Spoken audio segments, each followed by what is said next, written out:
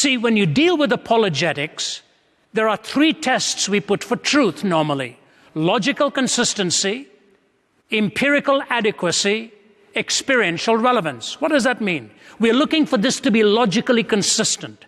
We're looking for the adequateness of an empirical point of reference. The Bible is not a self-referencing book. The Bible is a book about history and geography and events that can be tested from outside the Bible itself, unlike the Quran, which is a self-referencing book. What do I mean by that? How do you know the Quran is the word of God? Muhammad says so. How do you know Muhammad is right? Because the Quran says so. That's what you call by a self-referencing authority. The Bible is not thus. It has points of verification or the capacity to be falsified if it is not right from sources outside itself. Logically consistent, empirically adequate, and experientially relevant. It makes a difference in how you feel and think and act. There is an existential aspect to it, even if not central. There is an entailment.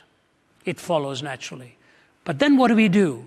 We take logical consistency, empirical adequacy, experiential relevance. What do we put that test to? To the four questions of origin, meaning, morality, and destiny. But what are the subjects? The subjects are God, reality, knowledge, morality, and humankind, which is theology, metaphysics, epistemology, ethics, and anthropology. Big words. 3, 4, 5. 3 tests, 4 questions, 5 disciplines. That's been the apologetic I have followed in my entire ministry. The 3 tests for truth, the 4 questions that have to be answered, the 5 disciplines that have to be understood.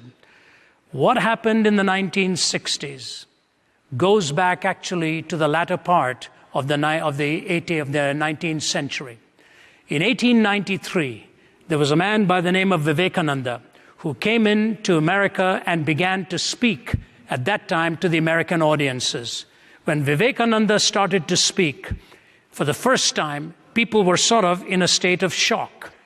It was the Parliament of World Religions, and there it was in 1886, I guess it was. And he was an uninvited speaker, but he was a brilliant man, a brilliant Indian scholar. He was knowledgeable in Western philosophers, Eastern philosophers. He'd read people like Kant and Hume and all of them, and he had understood the early days of Darwinian thinking. He would quote these things right, left, and center. He walked up to the platform, and as he began to speak, his opening words captured the audience there in Chicago. All kinds of scholars had presented what they had done, and then Vivekananda walked up and he began with these words: "Brothers and sisters, we who come from the East have sat here on the platform day after day and have been told in a patronizing way that we ought to accept Christianity because Christian nations are the most prosperous. But we look about and we see England, the most prosperous Christian nation in the world, with her foot on the neck of 250 million Asiatics. We look back into history and see that the prosperity began with the invasion of Mexico. Christianity wins its prosperity by cutting the throats of its fellow men. At such a price, the Hindu will not have prosperity. I have sat here today and I've heard the height of intolerance from you. I've heard the creeds of the Muslims applauded, when today the Muslim sword is carrying destruction into India. Blood and sword is not for the Hindu, whose religion is based on the laws of love." Western spirituality arrived with that speech. Western apologetic with an Eastern worldview. I call it a Western apologetic. The university doors opened wide to Swami Vivekananda. The fascinating thing about what I just read for you is this: Vivekananda used clever logic.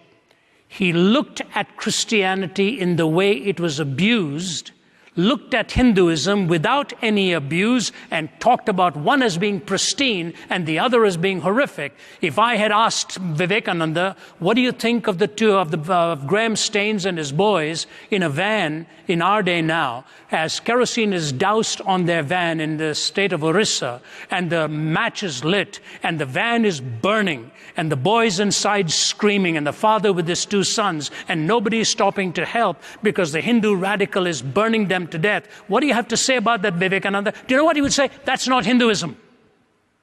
Then why did you take Christianity with its abuse and call it Christianity? Very clever logic. But Vivekananda stormed our universities, and in the late 1800s, America's academics were so swayed by him. Go back and see the articles that followed as a result of Vivekananda's talk. And he did the rounds all over. He was a brilliant guy. He knew exactly what he was doing. And then he discipled a handful of people.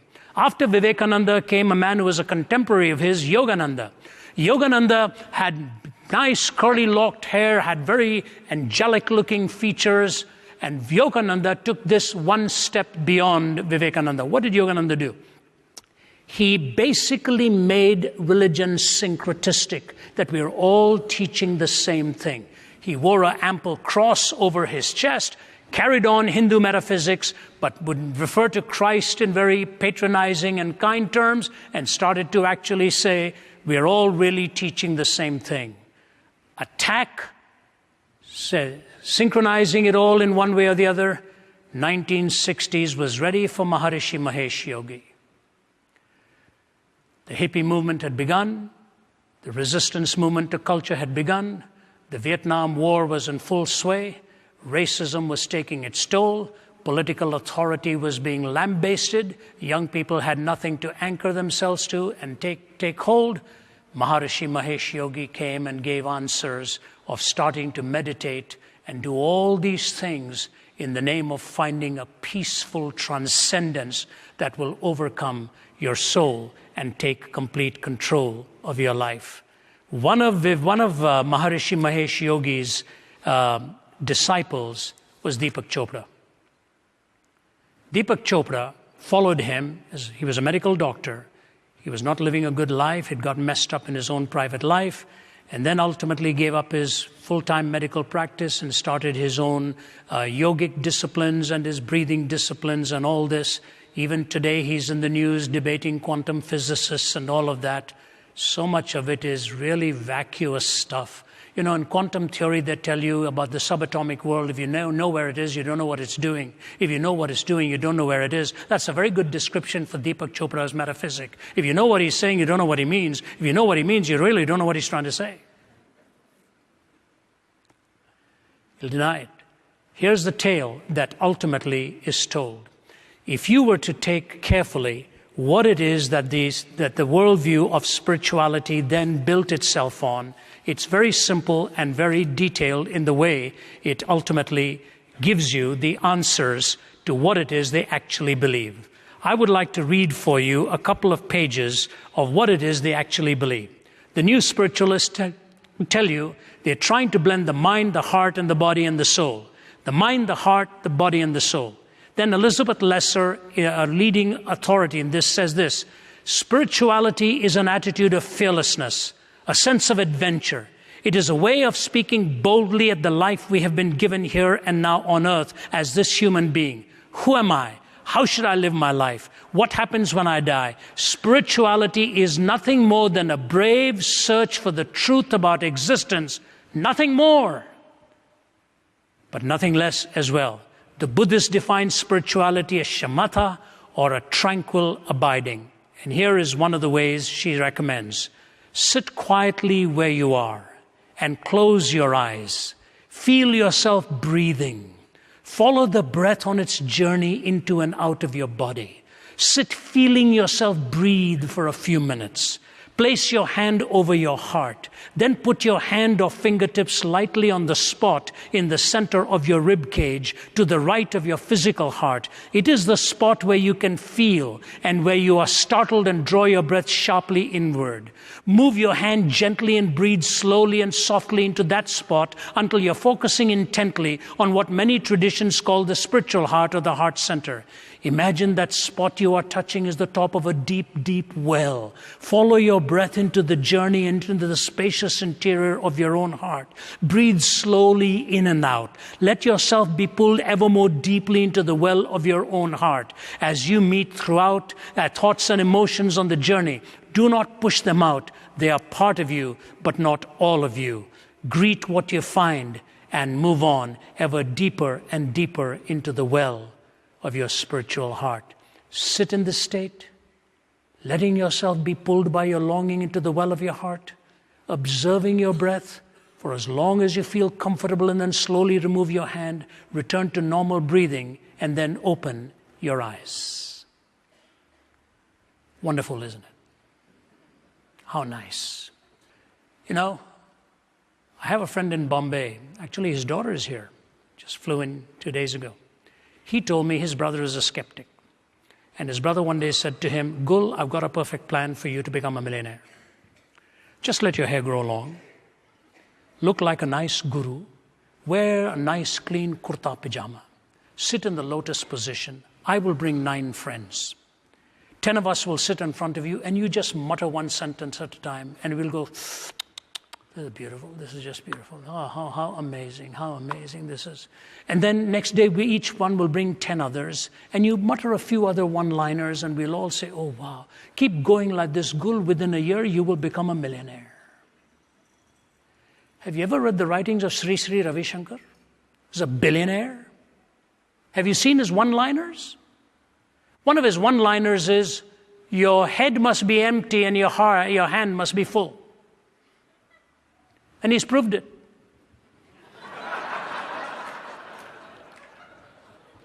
Again and again. Do you know the people from around the world that go to hear Sri Sri Ravi Shankar for this kind of stuff? The Singapore Straits Times had a whole page on his one-liners. Most of it was esoteric nonsense. And the newspaper reporter never heard stuff like this. I sit there and I say to myself, thank God I didn't listen to this when I was on the verge of suicide. I would have jumped off. I said, this is all there is to it. Now you think that's all? Listen, they don't just solve the problem for you. Here is one of the, I think this is Marianne Williamson, who's speaking down the road today, by the way. And Marianne Williamson, in one of her books, says, we can solve this world of terrorism problem also.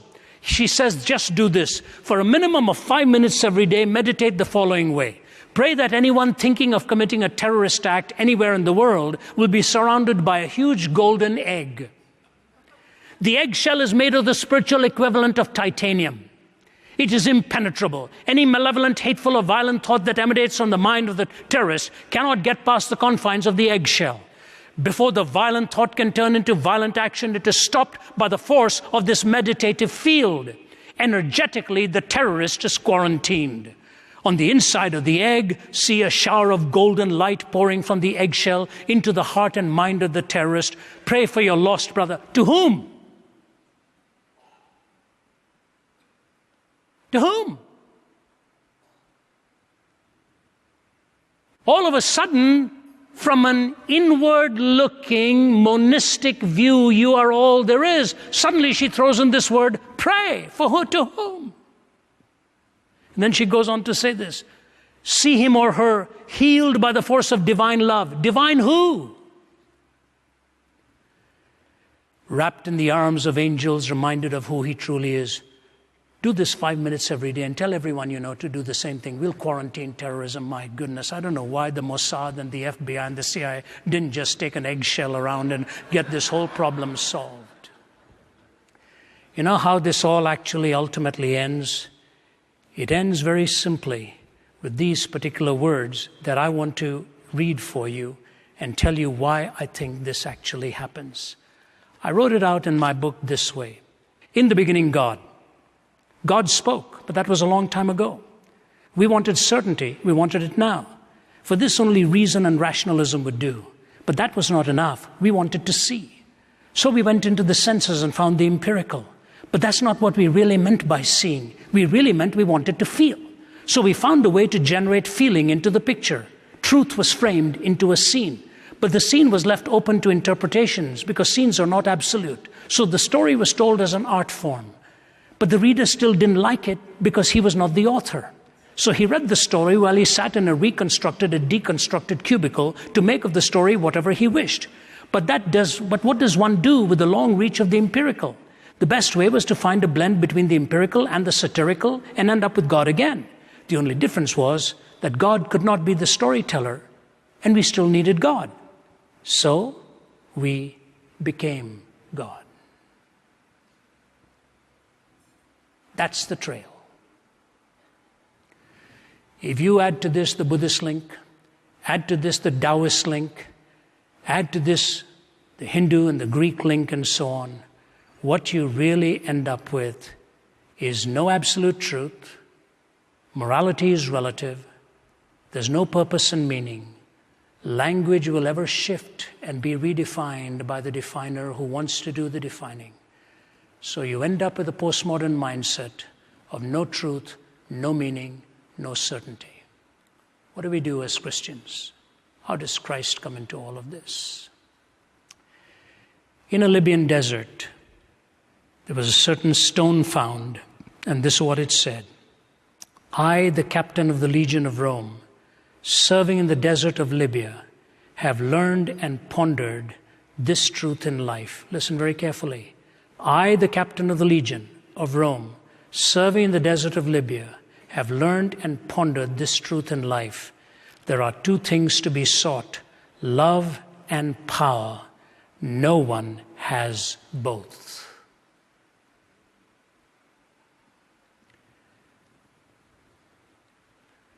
When Gaddafi was finally cornered,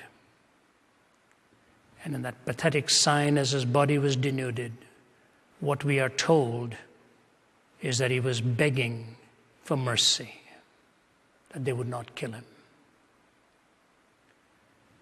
Love and power, no one has both. He had the power with no love. Now he was pleading for love when somebody else had the power, and it did not work for him. That's pretty close to the truth, but it's dead wrong. There is one person in the world who has both love and power, and that is Jesus Christ.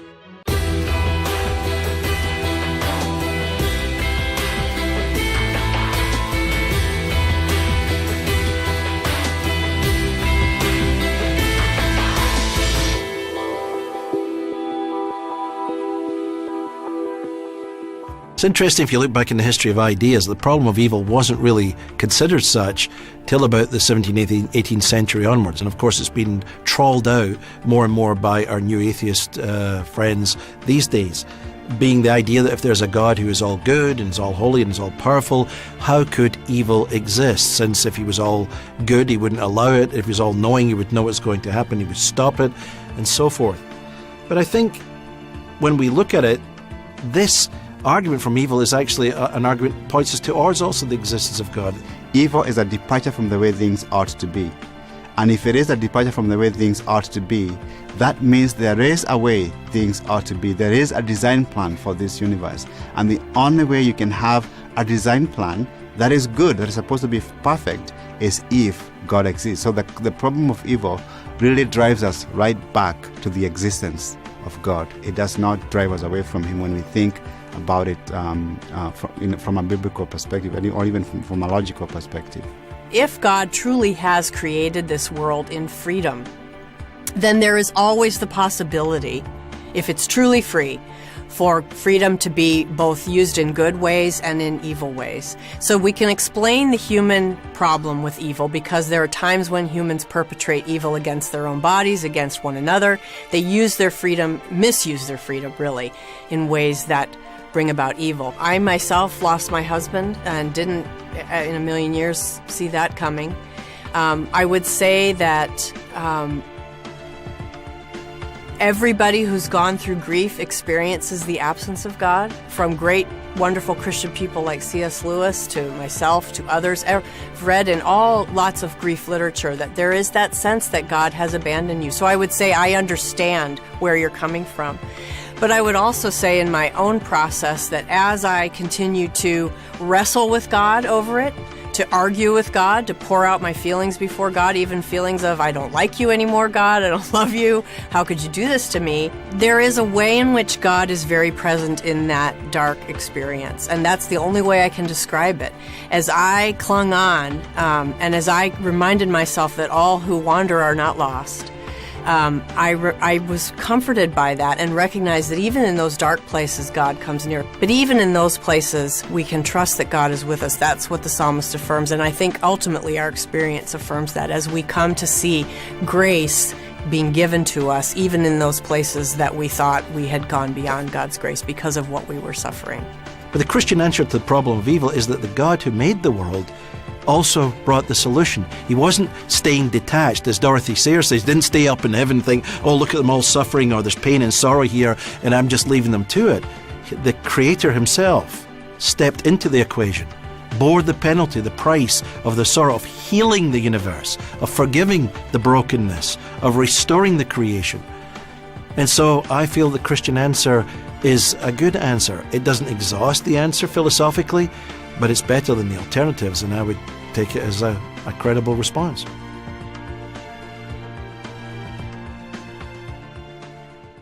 My honor to be with you here at Princeton. When I was in Germany. India, very close to Bangladesh. George Washington University. South Africa. In Africa. So the global family of humanity is really like what John Wesley would have said, the world is our parish.